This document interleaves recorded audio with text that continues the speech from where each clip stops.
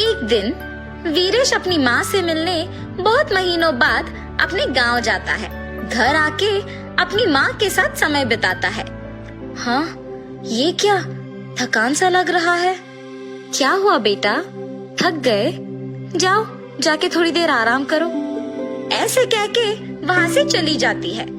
वापस आके देखने पर वीरेश का सेहत और बिगड़ जाता है। तब उसके माथे को छूने की कोशिश करती है। जब माँ, मुझे शक हो रहा है कि ये कोरोना है। आप मुझसे दूर रहिए, मुझे छूना मत, और मेरे चीजों को भी। सर्दी और खांसी है। ऐसी समय में आपको मेरे पास नहीं रहना चाहिए, क्योंकि आपको भी आने का मौका है। ऐसे कह के उसके बैग से मास्कों का पैकेट बाहर निकालता है। माँ, इस मास्क के पैकेट को ग्लव्स पहन के साफ करके ही खोलिए। उनमें से एक लेके पहनिए ताकि आप इस बीमारी से बच पाए। मेरे पास एक और मास्कों का पैकेट है, मैं उसे इस्तेमाल करूंगा ताकि मुझसे किसी और को ना आए। ये कह के वीरेश भी मास्क पहनता है। वीरेश एक कमरे में अपने आप को बंद कर देता है कि जब तक उसका हालत ना सुधरे। कुछ ही दिनों में उसका सेहत ठीक होता है और वो तब उस बंद कमरे से बाहर आता है। माँ, मैं तो डर गया कि मुझे कोरोना आया, लेकिन मुझे सिर्फ एक साधारण बुखार और सर्दी हुआ था। लेकिन सावधान रहना ही ठीक हुआ। वीरेश एक पढ़ा लिखा, नौकरी कर रहा बुद्धिमान आदमी था।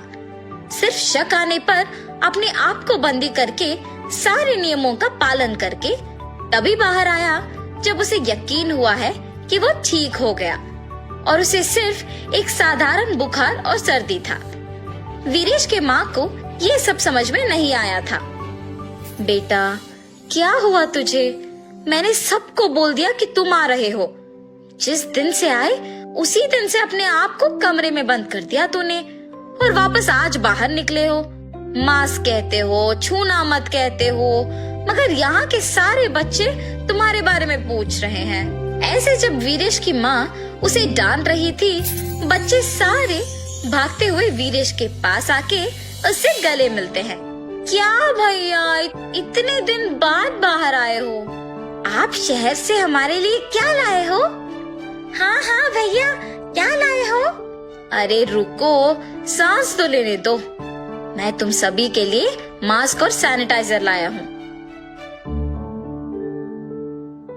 क्या बस इतना? तो चॉकलेट्स और खिलौने नहीं लाए? हम इन मास्क और सैनिटाइजर से क्या करेंगे भैया? मेरी माँ भी यही कह रही है, और अब तुम सब भी। ठीक है, ध्यान से सुनो। माँ, आप भी।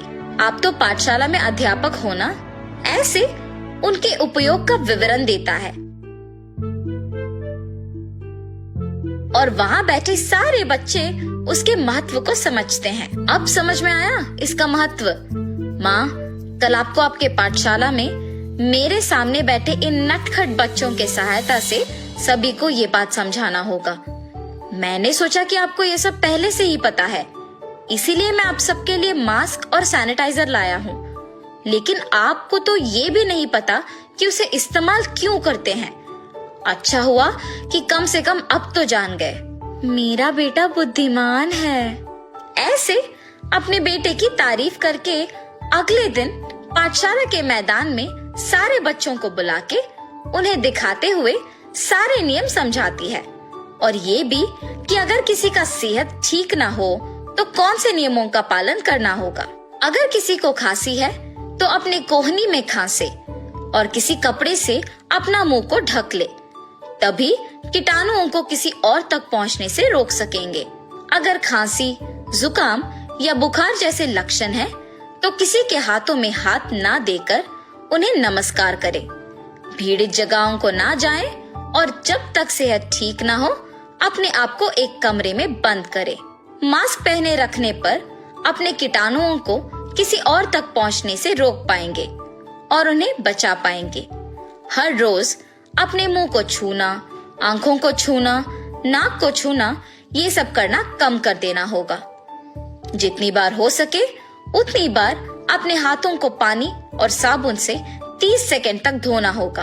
अल्कोहल से बनाए हुए सैनिटाइजर का इस्तेमाल करें और हमेशा उसे अपने पास रखें और इन सारे नियमों का पालन कीजिए। अगर आपके अड़ोस पड़ोस को या अपने जान पहचान वालों का सेहत खराब है तो उन्हें भी नियमों का विवरण दीजिए और एक अच्छे नागरिक का जिम्मेदारी निभाइए। ऐसे वो सभी में एक जागरूकता पैदा करती है। वीरेश की माँ फैसला करती है कि निश्चित रूप से वो गांव में मौजूद सभी को, छोटे बड़े बच्चे और बूढ़े, सभी को इन नियमों के बारे में बताए। पाठशाला के बच्चों को जैसे उन्होंने बताया वैसे ही बाजार में जाकर सभी को बताती है। जब वो बता रही है उनके बगल में बाकी लोग उसे करके दिखा रहे थे।